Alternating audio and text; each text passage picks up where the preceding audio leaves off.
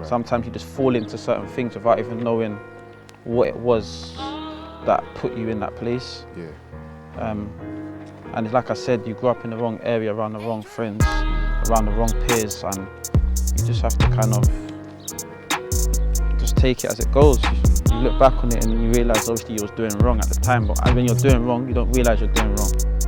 Not knowing, you know what, I had an end date in it, I had a release date, but not seeing it is the worst. What do you mean not seeing? Not see, like you don't feel like you're any closer to this day. You're so far from that day.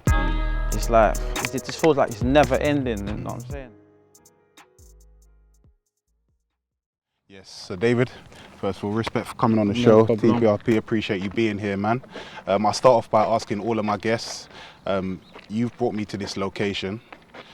What's the relevance of this location to your story? This is more relevant to me.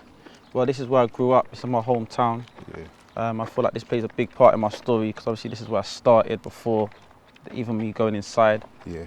So that's basically the choice of place where I decided to do it here, to be fair. Okay, cool. So we've already had like a conversation prior to us meeting today. I understand that you went inside Yeah. for possession with intent to supply. You came home in 2019. Yeah. And you went inside for, was it Class A and Class B, yeah? Yeah. So we're going to get into all of that, but I really like to understand a little bit about your background, how you grew up, what the circumstances were like, and just really how you ended up getting into the life of crime that you got into eventually. Okay. Yeah, well, to be fair, I got into life of crime. I actually started off quite well, actually, to be fair. Obviously, like you know, as young black boys, we grew up in a not really a good place, innit? And it's just the life I fell into, to be fair. I didn't choose it, it chose me. And it was something that I just had to, I see it's part of my journey now, so I don't dwell on it. But it was just the area I lived in. Right. And I feel like I just fell into it, to be fair. Okay. There's not no major big issue behind it. It's just you find yourself in situations that you have to deal with. Okay, cool. So I assume not everyone that came out of this neighborhood here would have ended up getting into some of the stuff that you got into, and eventually going into prison. So what is it specifically that made you make some of the decisions that led to you going to prison? Like, As in, the decisions is more of what, there's nothing really behind it, to be fair. It's just more of what I chose, and I had to choose, I had to do what I had to do. right. And the plan wasn't to go to prison. It's like I said, the life chose me, prison chose me. It's like it was my time. And looking back at it now, it makes sense. Right. You know, like the choices I made were choices that I was a young man making choices. Sometimes the right choices ain't the right choices that I made. Yeah. I made some wrong choices. But yeah, it's just... Yeah, okay, I get that. So I'm just trying to understand, man. So you made some choices. So your offense was Class A and Class B, so you were selling drugs, right? Yeah. Why is it that you decided to sell drugs instead of, you know, going and getting a 9-to-5, for Well, example? to be fair, I had a 9-to-5 also. I was always been a man, I've grown up in a very good home. Yeah. I've had jobs also, but it's like I said, when you're young, it's hard to think of it now. Going back, I'm quite older now, so going back on it and seeing it, you don't really know what led to it. Right. Sometimes you just fall into certain things without even knowing what it was that put you in that place. Yeah.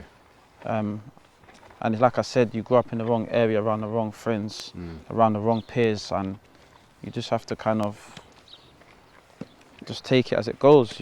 You look back on it and then you realise obviously you was doing wrong at the time, but when you're doing wrong, you don't realise you're doing wrong. Yeah. So. Okay. So you said that you like grew up in a good household, yeah? Yeah. Is that both parents? Yeah. Yeah. To a certain age, yeah. Okay, to a certain age. If you don't mind me asking, so. Till about 12, 13. Yeah, and then what was that? Dad left the house? Yeah, or dad left the house Yeah. just with the mum. Yeah. Basically like a standard story for a young man in this type of day and age. Right.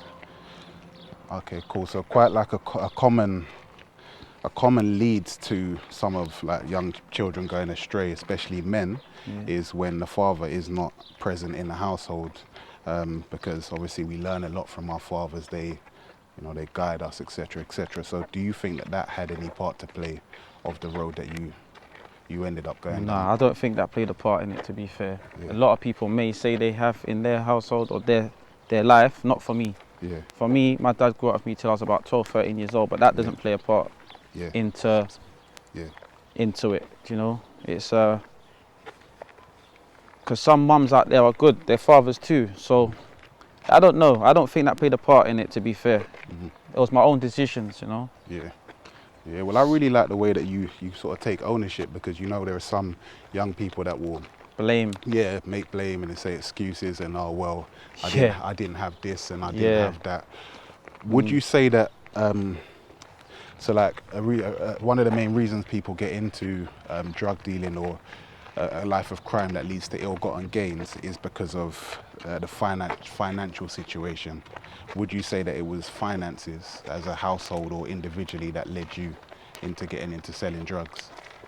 Maybe finance with myself, not finance individually. Right. Not finance with my family, It's more individually, but that plays a big part. And also I've got dreams, I've got goals. Yeah. So as I'm growing up, I see it as it was a business. It was an easy way out for me to obviously make money. And I realized I was good at what it was I was doing, even though it was a wrong thing I was doing. But like I said, it's a business, it was to make money, and it was to put myself in a better position for the future, and I just saw that was the easy way out. Right. But it was the wrong way. Yeah. And as a young man, you don't really see it as it's the wrong way. You just lost in your ways. So. Okay. So how long? So when did you first go to prison? And how many times have you been to prison? Once. You've been to prison once. Yeah, once. How old was you when you first went inside? 23, 24? Fucking hell. Yeah, 23, 24. I can't really remember. Okay. 23 or 24. And you'd been on the roads for how long, approximately? Probably for approximately, minus the jail time, probably for about, since I was about 17, 18, about 17. Okay, so for a good almost a decade. Was there any point, like before you went to jail, where you thought, you know what, this is not what I'm supposed to be doing? Or was it always, I'm in this and this is me? Nah, those thoughts don't really cross your head. Yeah. Don't cross your mind. Obviously, like I said, you're so lost in your ways as a young boy. Yeah. And it's the norm. Everyone's doing it. Yeah. So it's like, this is just what everyone does. This is what we do. Yeah. It's part of the life that you're living in. Yeah. So there was not really nothing that crossed my mind until bad things happen. That's when you start to kind of change, innit? Yeah. So there was never ever any fear of consequences going to jail? Never. Nothing like that crossed your mind? Okay, that's cool. So tell me a little bit about how your prosecution came about. As in how? Yeah. How did you get caught? To be fair, I got caught. I was just driving the car, and to be fair, it was a car that wasn't even mine, so I kind of got caught up in something. Yeah. And it was the price I had to pay. Yeah. That's the unfortunate thing about it. It was a coincidence, obviously, that it was me as well, also, that was actually doing wrong. Yeah. And I was in a car that was affiliated to drugs. Yeah. So it kind of led me to go to jail, to be fair. Okay, cool. So you get caught, prosecuted. So previously you told me that you pleaded not guilty? Yeah, not guilty, right? Got found guilty by the jury. And how long was your trial for? 5 days. Okay. And then I think you said was there a hung jury at the end of it? Yeah, hung jury, yeah. Yeah. So what was that? Talk to me about that. How was you feeling during this process? So you know that you're going, well, did you know that you was going to jail? Of course not, obviously. It was a 50-50 chance, innit? But like I said, I wasn't scared. Like I said, I was in something where no consequences was fearing me. It's just part of, if I go to jail, I'll go to jail. If I don't, I don't. Obviously, I wanted to bust it, hence why I went not guilty. Yeah. But, nah, I just took it on the chin like a man, innit? Like I knew what I was doing, it was part of the game I was playing. Yeah. It was just, I just never, when you're young, it's just, you don't really see it, innit? Like when you're young, you don't see it. You're just going through it. Yeah. Until you get that reality check. Yeah. Had any of your friends or any of your peers like, been to jail beforehand? Of course. Yeah, so you had. I was visiting. I had insight. I knew before I even went where I could be going. Yeah. But it's like once again, it just seems like this is the life you're living because everyone's going through it. Let me ask you something. So you had friends that had been inside already. Yeah. Come out. Yeah. How did they describe their experience to you? No, it's not really. It's just normal, really. It's not hard. Everyone has their hard times, their hardship in there, but it's more facing their own battles that they got going on outside. So the inside's not the hard bit. It's what you got going on outside. You might have kids, you might got family, mum's ill. That's what's gonna stress you out, not what you're going through. We're man, we can hold our own. Yeah. You know what I'm saying? So more time it's their experiences. So is that what you was aware of before you went inside? Because the only reason why I ask is because before I went to jail, as a young man, all the man that went inside and they came out, it was kind of like glamorized a little bit. Yeah, it was. And like obviously now I've been inside, I know what it's really like, and it was completely nothing. It was nothing like what they explained. They left out all of that. The details. There's certain details that people do leave out. Yeah. But to be fair, it was like what I expected. Right. And to be honest, it might have not been what I expected, but I adapt to anything anyway. Yeah. So I adapted it to be like, you know, this is what it is. Yeah, this is where I am, and this is what it is. Like, you do have thoughts like, how am I going to do this? Yeah. But you do it, innit? Like, we're born to succeed, so what was the darkest point, darkest moment for you while you was in them cells? What prison did you go to first of all? Wormer Scrubs and High Point in Suffolk. Alright, cool. And what was like the darkest part and hardest moment for you? The darkest. Not knowing. You know what? I had an end date in it. I had a release date. Yeah.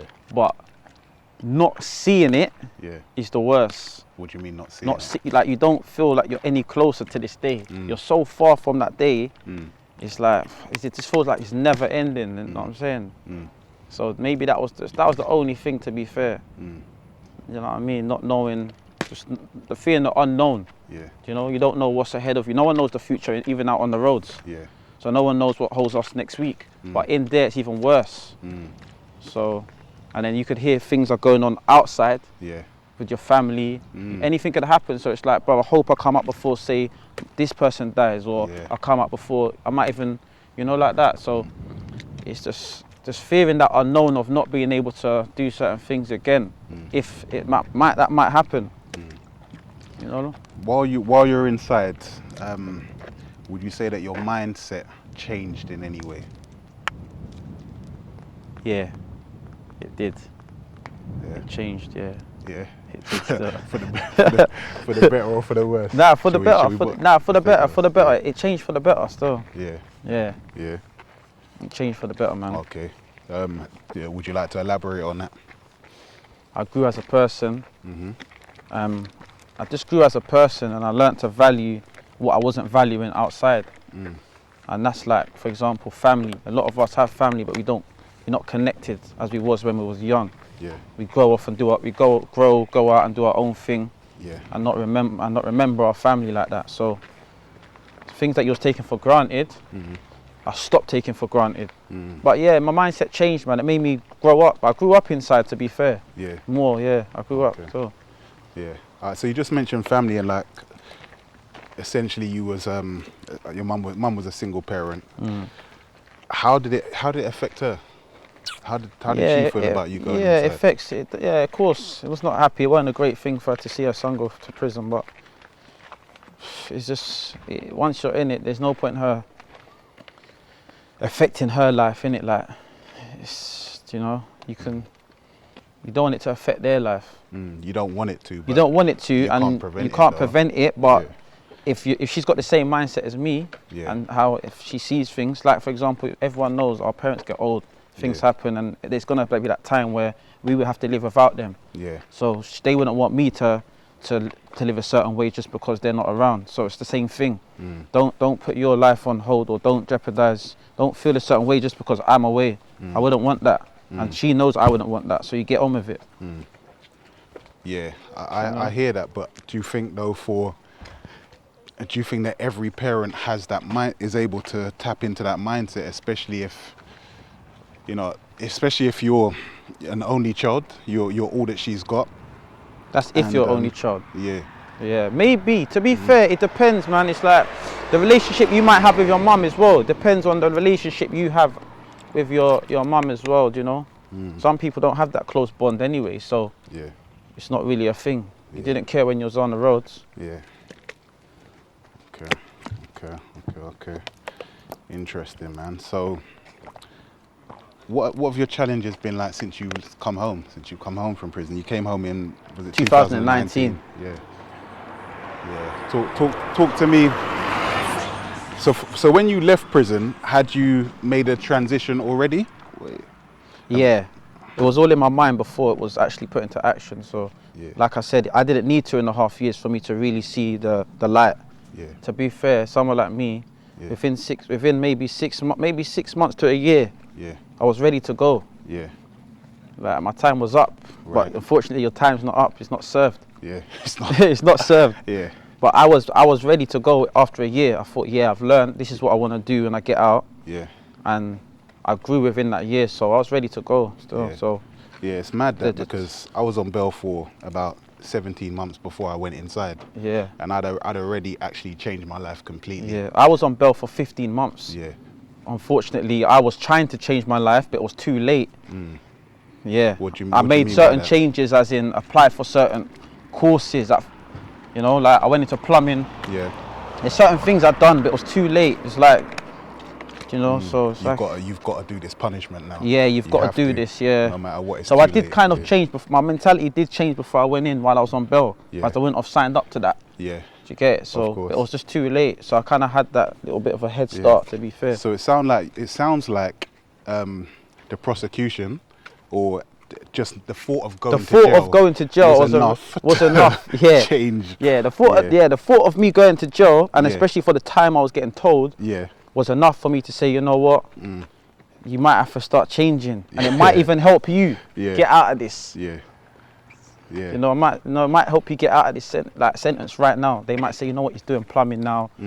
Yeah. And it's generally something I wanted to do, because I said if I might as well do it on the roads, free, then go inside and go do a plumbing course. Yeah. Do you know, like that? Yeah. So you might as well just do it out on the street. So that's a good question, actually. So what job was you doing when you was inside? I wasn't a job person. I was more of a course. Okay. I need to learn. Yeah. Me doing a job's not going to benefit me. Okay. So I see it as I need to take some courses, educate myself, get some certificates. Get some certificates under my belt. Yeah. And go from there. So for me, courses was a thing. Okay. So I just took all the business courses I can take, all the sports courses I can take. Yeah. And stuff like that, man. Okay. I had a few jobs, don't get me wrong, but that was just because I've done all the courses, innit? So I had to do something. Yeah. What jobs did you do? Cleaner. I was a wing cleaner on the wing. Yeah. How much were you getting paid for that? £20 a week. £20 a week? £20 a week. Yeah. That's for the whole week. You know what I'm saying? For £20 a week for the whole week. Yeah. That's basically all you can spend anyway for the whole week. Yeah. But you know what I mean? So that definitely put thought into my head. If I could come out and start something up and work for myself, it might even only be on £50 a week when you first come out. But you're gonna do that inside anyway. So you might as well do it while you're out. Okay, cool. So that brings me nicely onto this jumper that you've got here, man. So this is your own business? Yeah, this is my own business. Yeah, I set up when I first come out. So you set this up when you first come out? Yeah, in 2019. Okay. Nice, man. Tell me a little bit about this business, man. What is it that you do? It's a vehicle valeting. It's basically mobile, so it's a valeting and detailing company. Yeah. So basically, we come to you service, and we provide obviously valeting services for your car. And yeah, it's basically a form of cleaning service, but it's going quite well. Yeah, you're earning more than £20 a week. Earning way more than £20 a week, I can tell you that much. Yeah, that's mad. So you was inside cleaning for £20 a week, and you come out and now you're doing cleaning for whatever you're earning every month, man. So when did you get this idea to start this business? To be fair, before I went in, I had visions of it. But it didn't start until I come out. I had more thought to sit down. You know, when you're outside, everyone wants to do this, that and that. Yeah. But you never actually put your actions into it. We all want to make money. We want to say we want to start this up, but who actually does it? So when I was inside, it gave me more of that thought, innit? to just do it. Thought of the name, just come out, put everything to action, done my research. You know, so that's sick, man. So all of this was just a vision in your head. This was a vision. Just sitting in a cell, cleaning for £20 a week, and now you've come out and you've made this a reality. Made it reality, man. That's sick, man. That's dope, bro. But so what challenges have you faced? Because it can't have been easy to come home. Nah, it wasn't easy. And start a business. It was not easy. Yeah. You need money to survive. The first thing people do when they come out, you need money. Yeah. You know, but you got to learn to change your mentality. That's where it starts. So I had to learn that. Like, if I was making £20 inside a week. Like maximum, you might make a 25. You may be making less sometimes, £15. Yeah. So anything was better than that. Yeah. And as long as I was making more than that, I was fine. And I had a roof over my head and food in my belly. That was fine for me. Yeah. And I always knew the bigger picture was never gonna start. It was never gonna end like that anyway. I always knew, regardless, give it a year at this, stick at it for 1 year. Yeah. And yeah, I'm gonna have a big business. It's gonna make enough money. I can employ people. I can grow. Yeah. It's never ending, man. Yeah. And like I said, if where I was doing drugs before, it was a business to me. Yeah. So if you're good at business in that aspect, just pull it into something legit, man. And it's the same thing. It's even easier because you can, you know, it's leaflets, it's online. Everything's just more out there. You can't be online with saying that, oh, I've got weed for sale online on Google. Yeah. You know, so it's easy. You know what I'm saying? It was just easier. Yeah. It's a business to me, man. It comes natural. You don't have to hide it. And you don't have to hide it. You can glorify it. You can. There's customers every day. There's a car, look, a van right there. He's a customer. This van here, that every sale's a customer. Here, look. Yeah. Oh, it's a potential customer. Potential, yeah. It's in my face. Every single car. The same way every man or woman's walking. They might take one drug, but it's easier to say, look, I do this. So. Yeah, because even if they're fed, then. It's okay. Yeah, fed, it's okay. I've been in probation. It's okay. Leave your leaflets. You can do the staff's cars. It's okay. Yeah. Oh, that's sick, man. Yeah, bro. Imagine that. Okay. I've been there. I've done it. So yeah, man. That's cool. So I imagine I'm just thinking for the people at home, or someone that's in jail now, that's coming home. Obviously, like not everyone has the capital when they come out. Yeah. To just start a business. It's true. So. But there's help you can get. Okay. Cool. Talk to me about that, man. Well, there's help. It depends. You might even have money, even if you don't. There's help. There's government funding. Just have a business plan, man. Once you have that business plan, there's always someone who wants to invest. And probation will put you in the right direction as well, man. Or someone that been to jail that started a business. Yeah.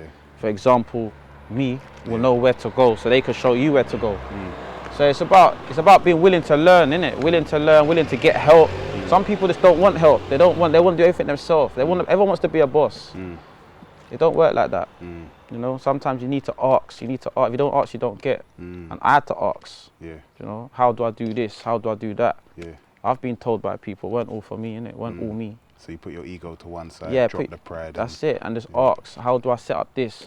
Yeah. Or how do I register this company? You know, and when you make the money, you say, well, I've got some money that's legit. How can I pull it into that to make more money? That's it. You can't, you know, and you just go from there. Cool, man. So I'm a business owner myself, and like I know about the struggles of, you know, when you was on the road and the kind of money that you was getting. Yeah. And sometimes when you're in business, it's not going to match up, at least not in the first couple of years. Yeah. So how do you mentally cope with maybe dropping from, I don't know, £1,000 a day, a week, or whatever it was, to what you're earning now? What I could say, I already dropped it in jail. Yeah. If you're on the roads and you're saying you're used to making £3-4 grand a week. Yeah. For example, £5 grand a week, or £500 a day, whatever you want to make. Yeah. You could even be making 100,000 a month. Like from you going from that to jail, the mental thing should have been sorted in there.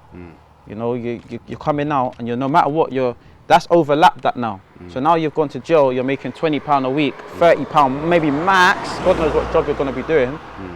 It should have overlapped that. So you've been doing that for so long. Anything on the road is going to be better than that. You can't still be dwelling on your 100 racks you used to make years ago. That's some old money. That's old. So I kind of went through it inside, innit? Like, that's the money you used to be making. We're only going forward right now. So I mentally dealt with it like that, to be fair. Like, anything was better than my previous, what I was doing for the last 2.5 years. What you're doing 5 years ago, you can't keep talking about. So I've dealt with it, just speaking about jail. You know, a lot of people might say, oh, you talk about jail a lot, or you might always relate back to jail, but that played a big part for me. Yeah. Do you know what I'm saying? I'm not going to keep talking about, I'd rather talk about that than talk about, yeah, 10 years ago I was mashing. 10 years ago I had big money, do you know? Yeah, because jail is what, helped you make this transition. Yeah, why am I going to keep talking about 10 years ago when I used to sell bricks, or I used to sell this 10 years ago? So here's a question. So there's going to be like a 17-year-old watching this now, who's on the road, who is not going to have that, who's not been through the process of jail. So how do they adjust their mindset to come off the road without having experienced it? That's a hard one, because more time people don't change unless they go through bad experiences. So that could be either you get stabbed, shot, family issues, your issues with your health yourself, or even jail. So I know it's hard because I didn't change really until I went jail. But looking back at it now, it's all in the mind. It's a mentality thing.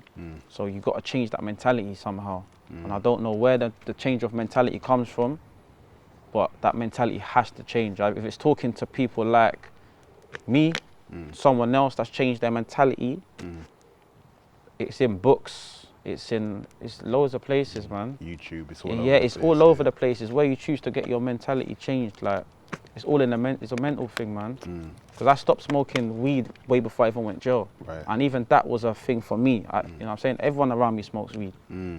But for me, how did you overcome that? That's just something I wanted to do. You gotta wanna change as well, though. It also comes with that. So a lot of these kids need to know, a 17-year-old, 18, 19, 20-year-old boy right now, you've got to want to change yourself. Like, you got to say to yourself, literally, put all the ego aside and say, you know what? I want to stop selling, you know, or I want better for myself. Don't think about what your friends are on, because I'm telling you now, in 5 years' time, they're going to want to be like you.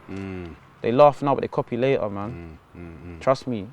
It's all good and well. You got to bite that bullet. You have to bite the bullet. And in the first, year might be like, yeah, you don't sell no more. You might not feel like the guy, but you will be in 5 years. You know what I mean? I got loads of people now wishing they ask me every day. Like, oh, how do you do this, man? Oh, I need a job, or I need to do this, I need to do that. They're realizing it now. It's not working out. So it's better that they realize it. So it's better like you realize it sooner or later, because you will be that guy. It's facts. You're not making it out, man. That's sick, man. You're not making it out. So what's next for you, man? Because you've come out, made this transition, you got a business now, and you know, just by speaking to you, I can tell that this is not the end for you. Nah, this is not the end, man. Yeah. I don't like disclosing things, because obviously I feel like it throws me off, innit? Like, people knowing outside stuff, you know. But there's big things coming, man. The business is still young, it's still early. And as you know, as with your business, it takes time to grow, innit? To get it to where you want to be, and I'm never satisfied. So I've got big things coming, man. I've got more vans. I want to employ more people. I've still got courses to do myself. I'm also doing something on the side now, which I ain't even speaking about. It's a different trade, and that's gonna help me for even this, for when things come. Do you know what I'm saying? It's a whole different trade. But it's something I'm doing from home, and yeah, man, it's just another trade, innit? It's another business also. You know, so it's I just have to adapt it. The same thing I was doing with that business, I'll just put it into that business. Could be, say, for an example, plumbing. You do the same thing and you just keep going, innit? Love the van. No problem, man. You just got to take a second to just appreciate the van still. Man. We clean it like we own it. I like that. That's the business, that's man. Proper still. You know, it's due to grow so big, man. Plans. Cool, man. So just a final question before we close, man. What one piece of advice would you give a 16-year-old you? A 16-year-old that's in jail or out of jail, you just try and change that mindset, man. Because without the mindset change, you ain't gonna succeed, bro. It's just facts. It's about changing that mindset, man. And that means biting the bullet, man. You can't do what you're doing forever. Want to grow, innit? Want to do better. If it's for you, your kids, your mum, your dad, for yourself, just want to do better, man. Yeah, I can't, because I wouldn't want to go back to jail. Yeah. You know, and most of the time, most people out there ask yourself, how much am I really making? Because most of you young kids I know, you ask yourself, how much am I really making? Do you know what I'm saying? You're not really making much, man. You can make the same in a business, bro. Yeah. That's facts, and it's clean money. You can go and do something with it. Yeah, because a lot of people don't take into consideration when they're making X amount. You got to calculate the years that you might lose as well. Yeah, as well. Yeah, so you're inside for what, 5-6 years? Yeah. And yeah, man. So just change the mindset. Get that mindset changed before, man. Sooner than later. Don't let something happen before you change it. Yeah. Sick, man. Well, boy, David. No problem, man. Good to speak to you. Yeah, anyway. no. Thank you, Listen, thanks for coming on the Prison Radio Project. No problem, man. Sharing some gems, share the man. Knowledge. Yeah, share man. the knowledge. I wish you every success. Looking forward to seeing about 100 of those vans up and down the UK. Yeah, look out for it, man. Look out for it. Yeah, wicked, man. So, guys, once again, thank you for viewing another episode of the Prison Radio Project. I think that's been inspirational, insightful. I just love what this guy said today, man. If you think anyone you know would value or take anything from what's been said, then please make sure that you like, subscribe, share, tell a friend to tell a friend. And also we've got our, what's that thing called? You'll see it in the links anyway. Have a good day and I'll see you next time round.